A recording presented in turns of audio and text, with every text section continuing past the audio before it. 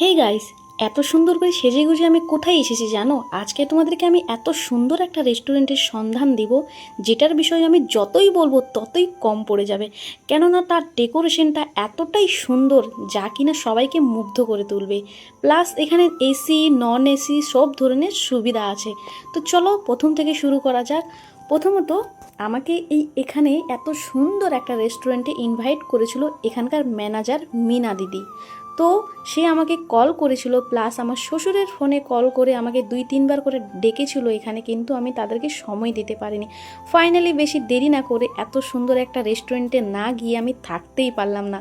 তো চলো তোমাদেরকে বলি এই রেস্টুরেন্টটা কোথায় এবং কি কোন জায়গায়, এখানে কি কি পাওয়া যায়, এখানকার ম্যানেজার সব কিছু তোমাদেরকে এই ভিডিওর মধ্যে ডিটেলসে বলে দেবে। তার আগে এত সুন্দর রেস্টুরেন্টটা তোমাদেরকে যদি আমি ঘুরে ঘুরে না দেখাই তাহলে কি আর হয়?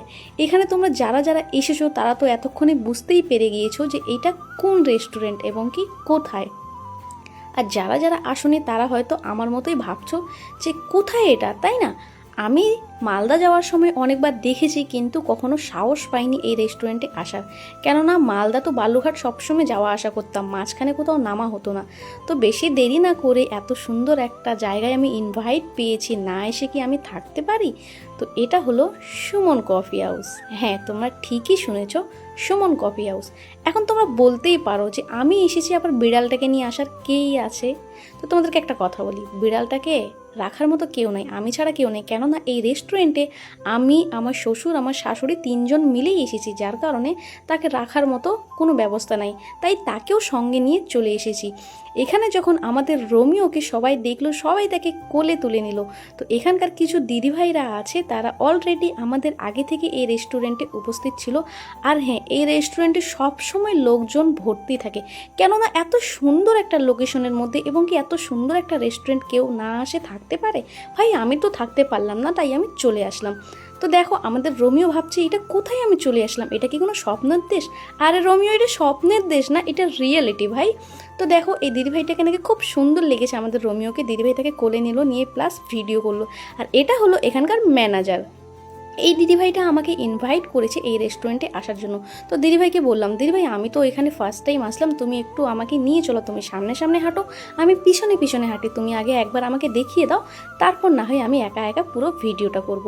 আর আমার ক্যামেরাম্যান আজকে আসেনি। ক্যামেরাম্যান কে বলো তো? আমার হাজব্যান্ড। আমাদের হোটেলে প্রচণ্ড ব্যস্ত ছিল, যার কারণে সে আসতে পারেনি। তাই এখানকার ম্যানেজার প্লাস দিদিভাইকে দিয়ে আমি ভিডিওটা শ্যুট করালাম। তো কেমন হয়েছে না হয়েছে অবশ্যই জানিয়ে দিবে। এই দিদিভাইও ভিডিও করে, আমি চাইবো যে তোমরা তাকে ফলো করো। আমি কমেন্ট বক্সে তার আইডির লিঙ্কটা দিয়ে দেবো, তোমরা তাকে সাপোর্ট করবে, অবশ্যই পাশে থাকবে। আর হ্যাঁ, কে কে এই রেস্টুরেন্টে এখন পর্যন্ত আসোনি অবশ্যই তোমরা আসবে। তোমরা যদি না আসো না, অনেকটা জিনিস মিস করে ফেলবে। দেখো মনে হচ্ছে একটা স্বপ্নের দেশে আমি চলে এসেছি। কত সুন্দর করে ডেকোরেশন করা আছে, এতটাই আমাকে সুন্দর লেগেছে যা আমার বলার বাইরে। তোমরাও যদি এই সুন্দর মুহূর্তটা এনজয় করতে চাও অবশ্যই সুমন কফি হাউসে একবার হলেও আসবে। সেটা দিনে হোক রাতে হোক, যখনই আসো তখনই এই রেস্টুরেন্টটা খুব সুন্দর দেখতে হয়। দেখো কত সুন্দর সুন্দর ফুল ফুটেছে গাছের মধ্যে। আর এখানে ওয়াশরুম এবং কি এসি নন এসি সব রকমের সব কিছুর এখানে ব্যবস্থা করা হয়েছে। যারা যারা এসেছো তারা তো জানোই, আর যারা আসোনি তারা একবার হলো এসে ঘুরে যাবে। সামনের টেবিলে আমার শাশুড়ি বসেছিল, তারপরের টেবিলে আমি যাই, দেখছি যে কেমন লাগছে না লাগছে, তাই সব কিছু ঘুরে ঘুরে আমি নিজেও দেখছি, প্লাস তোমাদেরকেও দেখাচ্ছি। আমি তো এখানে এসে অনেকটা খুশি হয়ে গেছি, প্লাস আমার রোমিও অনেকটা খুশি হয়ে গিয়েছে। দেখো সে আমাদের সঙ্গে কথা বলছে, তার কথা তো একটাই, ম্যাও, সব কথাতেই ম্যাও। ভিডিও শ্যুট করতে করতে আমাদের খাবার নিয়ে চলে এসেছিল। এখানে আছে চিকেন পকোড়া। আমি চিকেন পকোড়া খাচ্ছি, তার মধ্যে দিদি বলছে মৌ তুমি রোমিওকে আমাকে দাও, আমি ধরে রাখি। তারপর দিদিকে দিলাম রোমিওকে ধরার জন্য। এখন দিদি কি বলছে তোমরা মন দিয়ে শুনে নাও। তো দিদি ভাই, সুমন কফি হাউসে আসতে গেলে কোথায় আসতে হবে? এটা আসতে হবে, মানে এটা হচ্ছে বালুরঘাট রোড, গাজল থেকে 5 কিলোমিটার দূরে। এটা হচ্ছে তালতলা সুমন কফি হাউস, মানে জায়গাটার নাম হচ্ছে তালতলা সুমন কফি হাউস বলে পরিচিত জায়গাটার নাম। আর এখানে কি কি পাওয়া যায়? এখানে বিরিয়ানি, চিকেন, মাটন, মানে অনেক রকম আছে আইটেম, কতগুলো নাম হয়তো বলা যাবে না। Lollipop, chicken crispy, chilli chicken, naan, এদিকে চিকেন বিরিয়ানি, মাটন বিরিয়ানি, মানে অনেক খাবার, এতগুলো নামই হয়তো বলা যাবে না।